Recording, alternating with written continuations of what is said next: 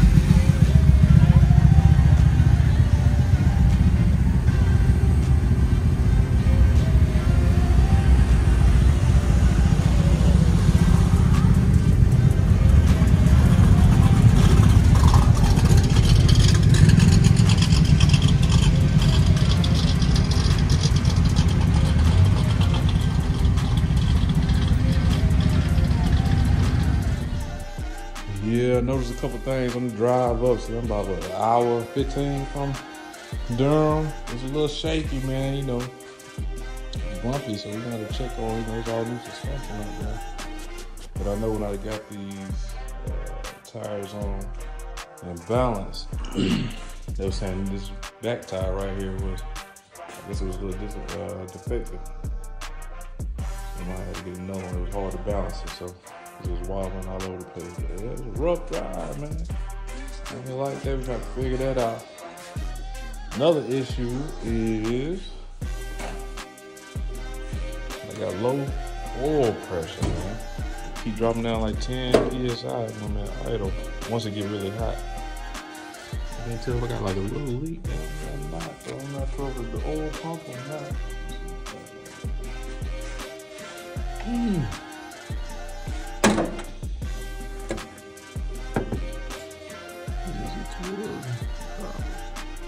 not a lot.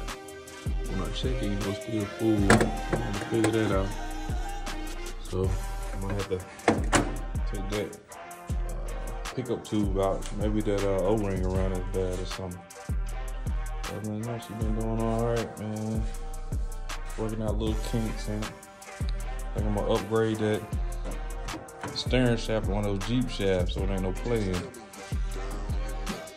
So it's just a straight shaft. So I think I'm gonna do that.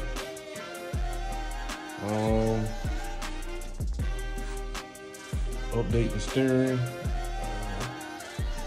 components. What else?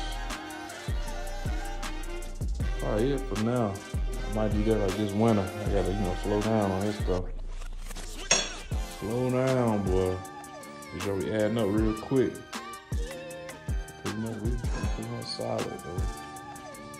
But today, I think I'd like to do a review. I'm gonna do the review on give my opinion, man, on the whole shebang. Like I said, I got that master kit. It came with the intake, coil packs, the fuel rails, and it came with 36-pound injectors. It came with an inline fuel pump, but I was having so many issues with that, so I had to swap over, and that's when I converted to the in-tank setup. It came with hoses, And of course the computer. And what else? Oh, and filters and all that. So I'm gonna do a review on that. We're gonna let you know my thoughts on it.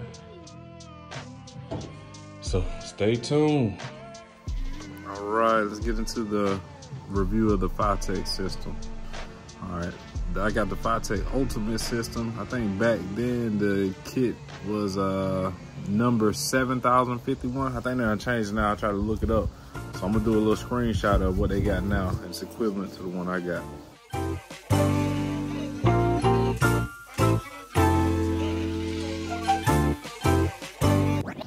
Switch it up.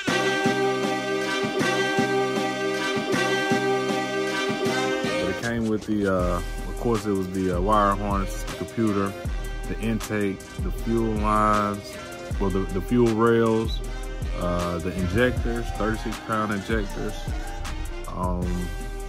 the fuel lines, like I said, fuel pump, and coil packs. So I thought that was a good deal to get. At the time when I got it, it was right at $2,000, a little less. If I can recall, I got my system back in 2020, the end of 2020. But you know, I think now they selling that whole kit for $2,600. And prices done went up on everything. If I would've knew what I knew now, I would've hopped on a bunch of different items back then.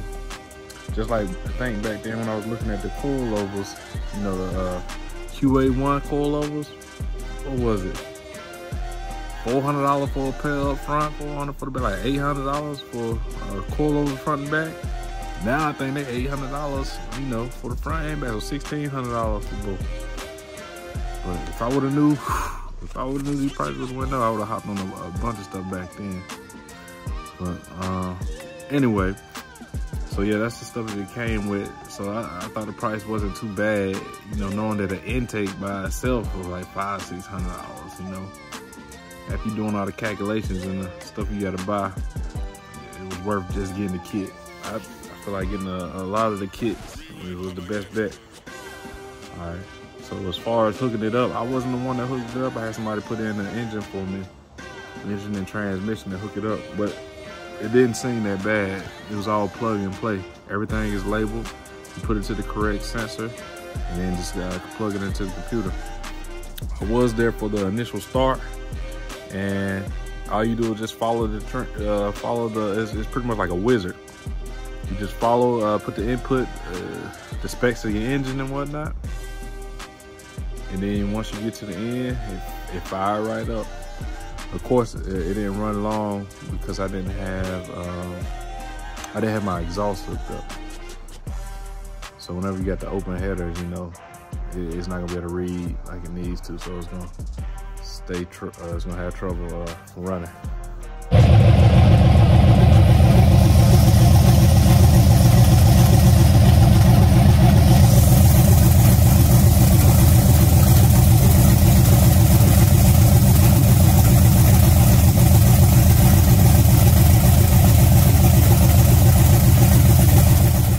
Anyway, that was simple, plug and play. I didn't have any issues. I know it was like a lot of reviews on the Fitek system. A lot of people having issues with it, with the startup.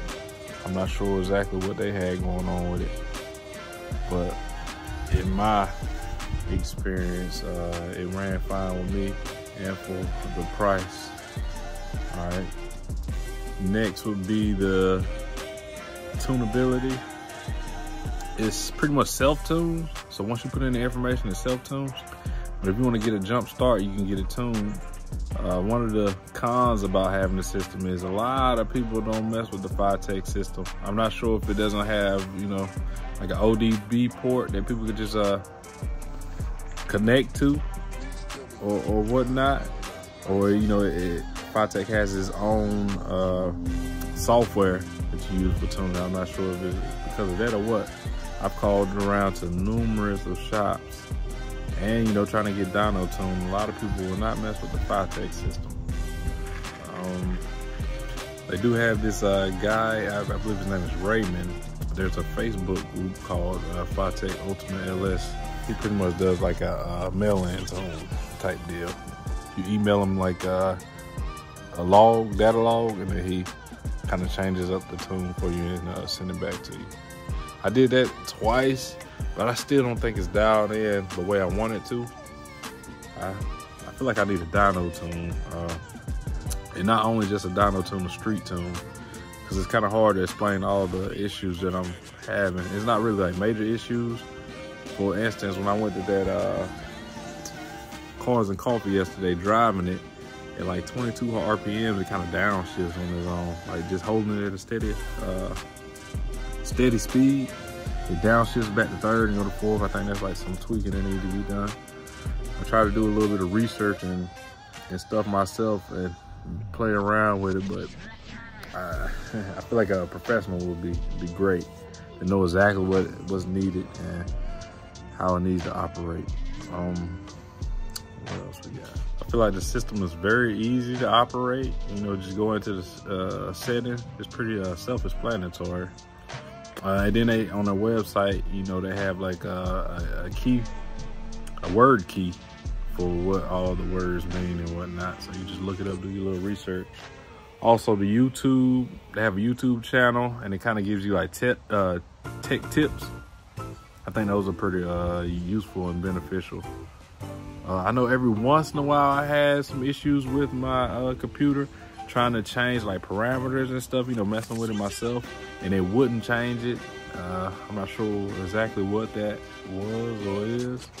Like for instance, I was trying to change my cubic inch in there. I think originally I had it 346, but my engine was bored over 20, so really it's like a 349 cubic inch. So every time I change that, it'll stick to 346. It wouldn't change. So I'm not sure what was up with that. And also my fans, whenever I was trying to get my idle air controls stuff situated, you have to cut off the fans because the fans will interrupt the IAC. Every time I go in there and shut it off and then try to get my idle set up, the fans will kick on anyway. And then I go in there and look at it, the fans are set off. What the world is going on? So I'm not sure if it's like a communication piece in between or anything, but it's just minor stuff that I had issues with. Overall, I'm pretty happy with the system. You know, I can't complain. Other than, you know, trying to get somebody to tune it, somebody professionally tune it, and I'd rather do an in-person tune, street tune, a dyno tune, so we can get it locked in. The inline fuel pump was pretty straight. I was having problems with it. I'm not sure if it was the fuel pump itself or what, you know. It was just whining. Yeah, like it wouldn't feed, you know, my fuel rails.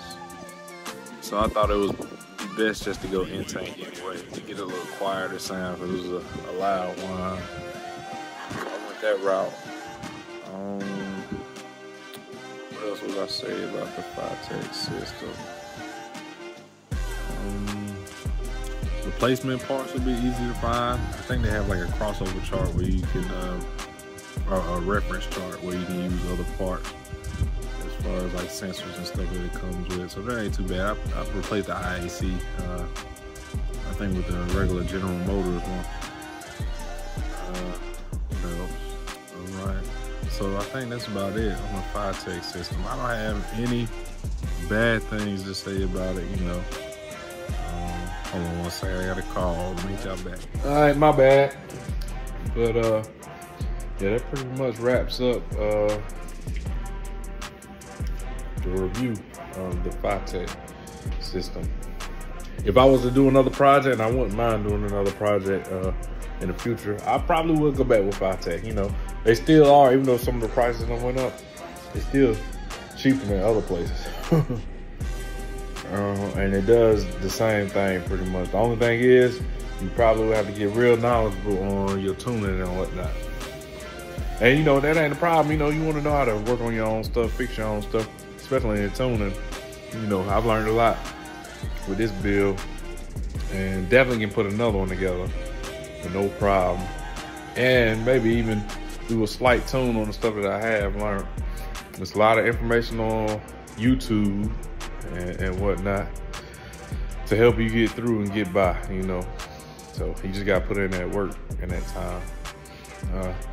But overall, I say on a scale of 10, I would give that Phytech system an 8, 8.5, something like that. You know, so it ain't bad for the price. It's easy to hook up. Only negative on it is the professional tunability. You know, it's supposed to tune itself, but if you can learn the different parameters and stuff to dial it in, then you'll be, you know, in decent shape. So, yeah, if y'all got any questions or anything, want me to answer anything, you know, just hit the comments below, let me know. And that'll be it. All right, I'm gonna start doing reviews on the different items that I got. There's a bunch of different name brand stuff that I got. And you know, I just want to let the people know what's up, just in case they doing a build and whatnot, want to know what type of system to use. And, you know, my stuff is budget deal. I ain't got that type of money to be spending all, you know what I'm saying, on this car. I also got a family and whatnot, and these cars, and I've been doing this for a good little bit, spending a little here and there for, you know, other cars and stuff. And this car stuff will break you. You gotta pace yourself. It's an expensive, very expensive hobby. And there's always something. It don't even matter if you do throw a lot of money into it. It's gonna be something, I guarantee it. You can have a daggone $150,000, $200,000 bill, and I guarantee you that junk not gonna be perfect. There's gonna be some issues with it, especially if you drive it. I'm a person that's gonna drive my stuff. I'm not the type to build a car and let that junk just sit in the garage. I build mine to drive. It's gonna be on that highway. No trailer queen, none of that. We ride. All right, but yeah, if y'all got any questions on that system, the Phytech system, feel free to reach out. You know, hit me up, leave a comment, and I'll try to address them, you know, as soon as I can. All right, peace.